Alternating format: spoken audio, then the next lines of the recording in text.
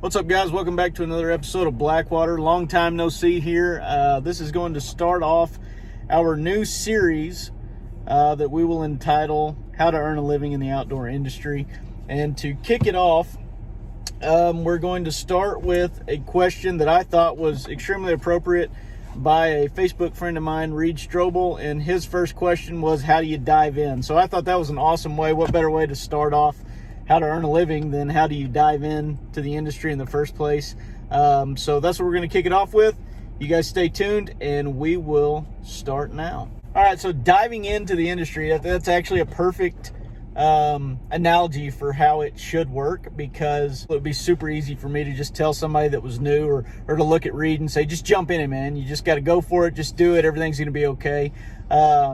But looking back years ago to when I decided I was going to try to go out and do this and make a living by doing my passion of, at that time, it was just hunting, guiding. It's an extremely difficult step to take. And so I've got to kind of rewind and look at it from that aspect of the fears that I had then to the realizations that I have now of how it can play out, both good and bad. And then maybe give you some insight on how to approach that. Maybe it's not a cannonball. I chose the cannonball method. Probably not the best method to do. I didn't even try to do a nice little swan dive and not make a splash. I did a full on gainer, biggest splash you could make. and sometimes that's not the best way to do things, but that's my personality. Let me go back to how I got started, how I think you should dive in. And you guys take it for what it's worth. If you have any comments, just drop them in the section below. Let's interact on this. Maybe you've done it before, maybe you haven't, and need a little more depth about what I'm talking about, or have a specific situation that you would like, worked out or answered. And then also drop down what we should go to next. I've got a list off of Facebook of about 11 things that people commented on that we're going to jump into on this series. But for now, let's start with diving in. So step one is you have to be able to determine what route you're going to take. So in the outdoor industry, a lot of people look at it as you're either a hunting guide or you're a TV star, and there's so much in between that. There's a thousand ways that you can earn a living in the outdoor industry, but you need to kind of start as being specific, because you have to sell out to something to make it worthwhile. So let's just say, I think in the case of Reed, when what he and I have talked about in the past, he was looking at it for more of a guiding aspect. So that's kind of what I jumped into also, although I Brooks Johnson kind of helped me swerve my way around, and I snaked it all the way in and out of this industry. But from a guide's perspective, we'll go that route.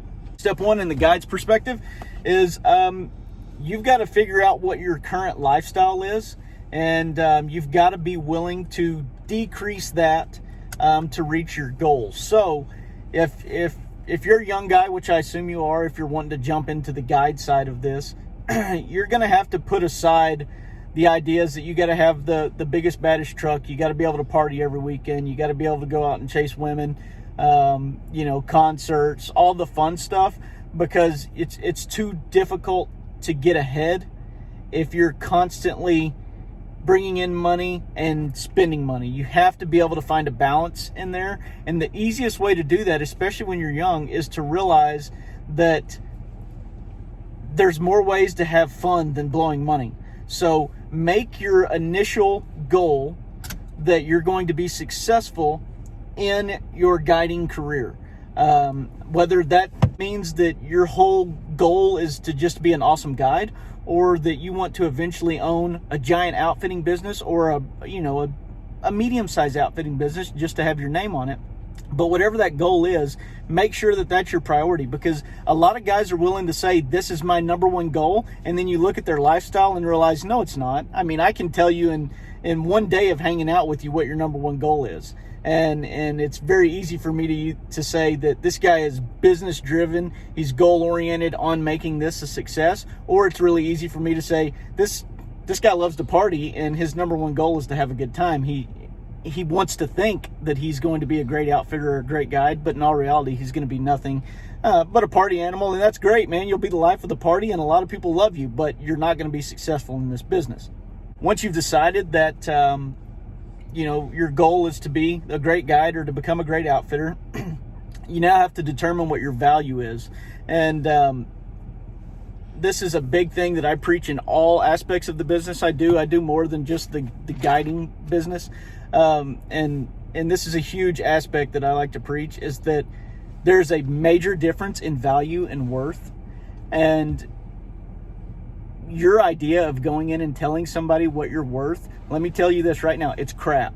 Okay, it's just flat bull crap. You cannot walk in and tell somebody what you're worth. I'm sorry, you can't do it. If you come to me in any of our businesses and try to tell me what you're worth, I'm just going to tell you, no, you're not. Because I can take data and I can show you what your value is. And your value is what you actually bring to the company, hard numbers, what you bring to the company. That's how much money you have the ability to make me. That is what your value is. As your value increases, your pay or what you receive from the company increases. That's just the way of the world. If you come in and spout off your worth, it means nothing, because your initial worth is zero, because you've initially brought nothing to my company, or nothing to the company that you're going to. Your value, your potential value, is what you're getting paid on at first, and your potential value at first is zero, because just like worth, value and worth both start right here. And your value is nothing. You've brought nothing to my company. Your worth is nothing. You've brought nothing to my company. As we start to progress, there's just a stick-to-itiveness to this business that increases your value.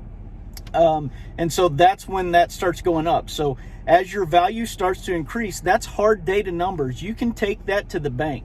You can take your value and you can leave me and you can go to any company you want and you can take your value and say, when I was at Blackwater, this is what I did and this is what I brought to the company. And that next person, or if it's yourself as you're moving on to create something of your own, you can look at that and go, okay, these are hard numbers. People that talk about worth, they look at what their gross number is or their big number and they come in and they say, yeah, I'm worth $300,000 a year.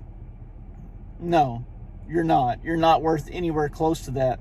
Not from the time that I take all the deductions out, the time that everything gets, expenses get taken out, deductions get taken out, taxes get taken out, my maintenance on stuff gets taken out, and the headache for putting up with you gets taken out. You're not worth a third of that. So take your value and throw away the title worth. Just from this point forward, if you want to be in this business, take the word worth and throw it out of your vocabulary. Just start going with the word value, and that's with any business. It should be the same with any business. Start going with the word value. And remember that value is a hard data number that you can calculate. You can always calculate value because it's what somebody's put in and what that effort they put in returned on their investment of effort. And you can take those two numbers, you can calculate them, and you can get a true number to list each person as a value of X, as opposed to somebody making up what their worth might be. Worth is something that somebody guesses an antique they find in an old barn might be worth. Value is a hard number when you have comparable data and you can say this person, their effort and what they bring to their company is valued to me at X amount of dollars. So forget worth, start going on value. That's your main step when you start getting into this. All right, now it's time to find somebody to work for. I'm assuming that you're going to use your head and work for somebody prior to starting your own company. I'm going to tell you that would be the smart thing to do. That is one thing I did that was smart. I was able to work for some guys that, one, I saw a great way to do some things, and two, I was able to see some stuff that I would possibly do different. And that's a big help, because even if you come work for me, there's a lot of stuff I do wrong. So you might look at it and go, this portion of Blackwater is just bank, man. This does awesome. This portion over here that Sky does, I think his ideas are crazy, and I would do this different. And that's perfectly fine, because everybody should have a different business model. You know what I mean? I mean, you've got to put your own twist on everything. So definitely go work for somebody first. Don't try it yourself. But in going to work for somebody, be very particular about who you go to work for. You should do as much reviewing online when you're picking who to try to get a job with as somebody would do when they're picking who to pay to go hunt with. So if you're going online and you're researching, who has the best such and such hunts, and you get on Facebook, you can get on Google and you can read reviews there. You can find them on Yelp, you can find them on Google Plus, you can find them on Instagram. Pile them all together, okay? Do not put yourself in a situation that you go to work for somebody who is constantly getting negative reviews. A, they're in charge of a company that is constantly getting negative reviews. B, if they're getting negative reviews, they are not successful. Period. End of story. C, you've put yourself in a position to do nothing except for learn the wrong way to run a business. And every day that you spend doing something the wrong way, it takes 2 days to undo that and figure out how to do it the right way. So be extremely particular on how you choose who you're going to go work for. Find people that are successful, because success breeds success. Do your homework, read reviews, call people, pretend just like you're going to book a hunt. Use their reference list. Ask about them. What is this man like? Is this, is this a guy that's a drunk himself that's going to do nothing but constantly cuss and belittle his employees? Or is this a guy that's got a straight head? You can see that he's been successful. You can go look at, how's he living? Is he claimed to be a multi-millionaire and living in a little crack shack? Or does he have a nice house? Is his family nice? Does everybody get along? Is that the person you want to model your business after? Or have you pushed yourself to somebody that you're not going to be happy with that lifestyle 10 years down the road? So be very particular about who you go work for. Find somebody that you would be willing or okay with having that lifestyle in, let's say, 10 years. On your 10-year plan, you would be cool with living in that house, having a family like that, and running a business the way that man runs a business. And then it's time to figure out how to go work for that person. All right, now you found who you want to go work for, and now it's time to really put to test your new definition of value from worth. Now you know the difference in the two, and it's time to apply that concept. And the main concept of that is that knowing when going into a new job as a first-timer, you actually have negative value, right? Because when you come to work for me for the first time, I have to step away from what I'm doing, and I have to show you how to do everything in the manner that our company needs the process done. So from greeting clients, to how rooms and beds should look, to how we cook the food, to how we prepare the food, to how we wash the dishes, to how we run the hunts, to how we sit people in blinds, how we guide our spot and stalks, how the animals are cleaned, after the animals are cleaned, how the meat's packaged, how the cleaning facilities are cleaned up to be left better than they were when we started, how guts are hauled off and dumped, how people make their payments at the end, how we say our goodbyes, how we go back in and clean up our mess, and how we prepare for the people that are about to come in the next 2 hours. That's a whole lot of stuff I got to stop that I've done a million times that now I got to stop and go back and show you how to do. So you're taking away from time that I could be doing that. Hence, your value is negative to me right now because I'm working double and only getting paid for one. And I'm having to pay you, so we're in trouble right here, okay? So know that going into it. I don't care what you think you know when we're going into this. You can tell me 1,000 times of how much you and your daddy and your papaw and your Uncle Bill hunted when you were kids, and how great you can score deer, and how fast you can clean a buffalo, and how good you are at cooking on a Traeger. It's all worthless until you have our process down, or the process of the company you're going to work for. So know your value and know that it's negative when you walk in. That will tell you where you should be as a starting point for what you're asking for in a monetary value.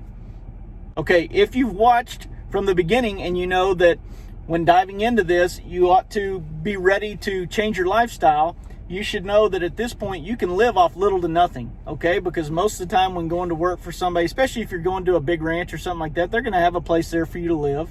When clients are eating, you're going to be able to eat with them. It doesn't take anything to live, really, okay? Believe me, I've done this from the bottom of the barrel on a $40 a day pig cleaning job all the way up to where we are now. It doesn't take much to survive when you have a place to live and food to eat and, lights on and stuff like that. You're just getting up and working. You're going to make it on tip money, the whole 9 yards. So if you're brand new to this, you go in with the attitude of yes, sir, I would love to come work for your business.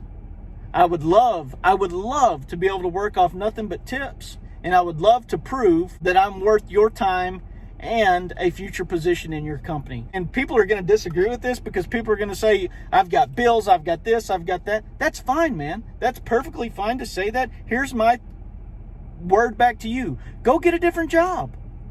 There's people hiring every day that are willing to pay you $100 a day to come do whatever it is that they do. And there's absolutely nothing wrong with that. If you want to be successful in the outdoor industry, particularly in the guiding section of the outdoor industry, be willing to go work for nothing but tips for your first few months until you learn the outfitter's process, at which point I guarantee you, if you've done a good job, you won't have to ask for a pay raise. The outfitter will tell you you've made it up to step 2 and are now going to get paid plus your tips. You'll get a daily rate plus your tips. And at that point, you don't have to worry about working for free anymore or working for tips anymore. You've actually made it to a section of the career that the outfitter is proud to have you on his team, on his staff, and you can start moving forward to growing not more in just the knowledge section of the hunting style, but the business style of this. The next step, once you make the jump and you've got yourself a job and you're starting to get paid, is to know how to be a good employee. Okay? Whether you're 1099 or whether you're full-time getting weekly checks, whatever it is, I don't care. Bottom line is, if you're working for an outfitter, you're an employee of the outfitter, however the tax or the IRS wants to talk about that. My point is, learn how to be not just a good employee, but a great employee, okay? And that's tough to do because whoever is the boss of your company poured their heart and soul into building that company before you ever thought about it, okay? They were ground one, man one, doing the whole entire thing themselves. Don't think for 1 second that they forgot how to do something that you know how to do, or that they can't go out there and clean an animal, or they don't know where the gut bucket should be hauled. They know that. They started it. They know exactly how to do that. While you're working with clients, you should be proud of the fact that whoever your boss is confident and trusts you enough to be able to be with their customer by yourself.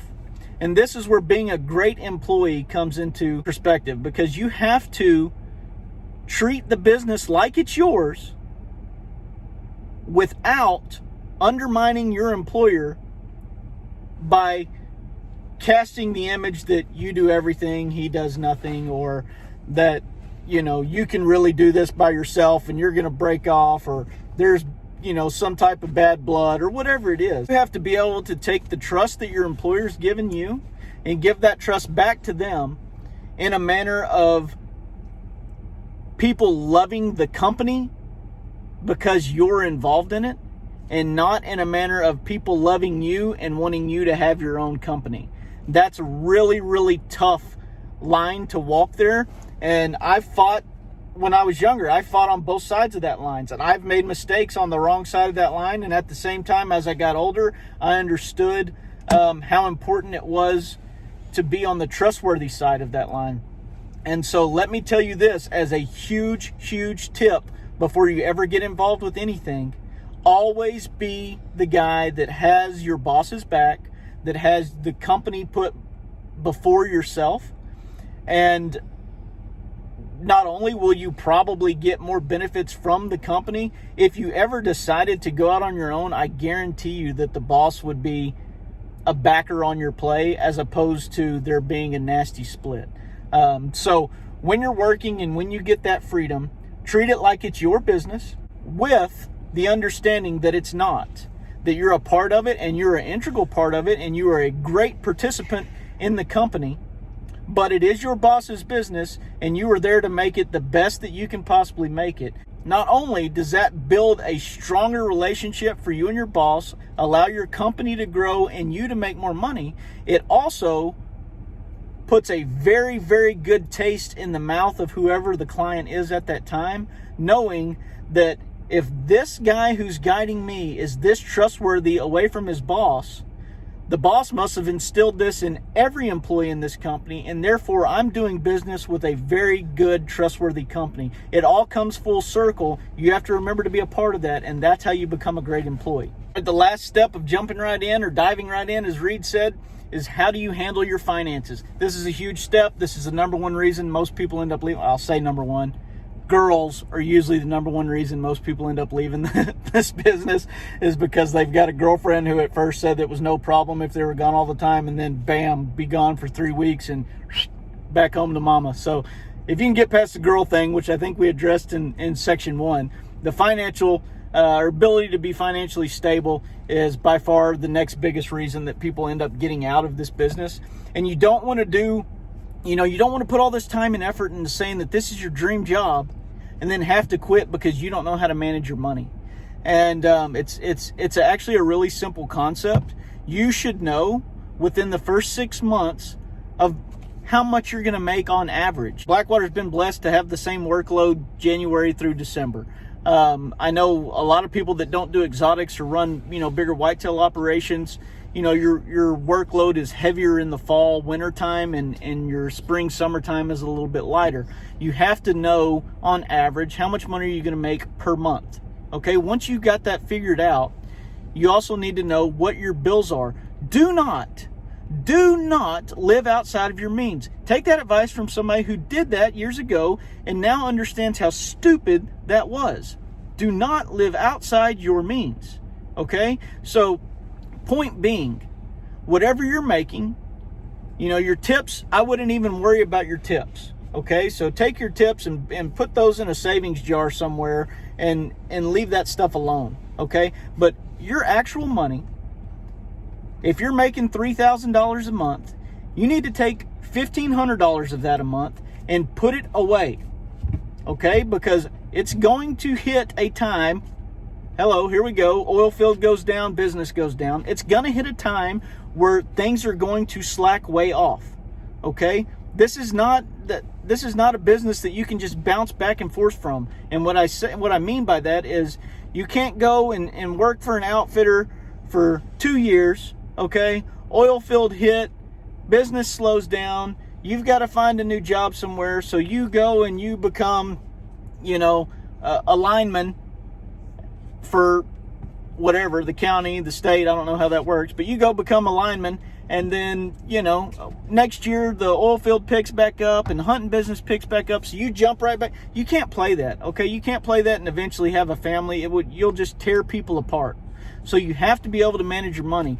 If you're putting half of that away every single month, when the oil field goes down and the hunting business goes down and your boss goes, hey man, look, we're not going to be able to pay you right now, you can say, hey, could I still stay here at the house? I got plenty of money to survive the recession.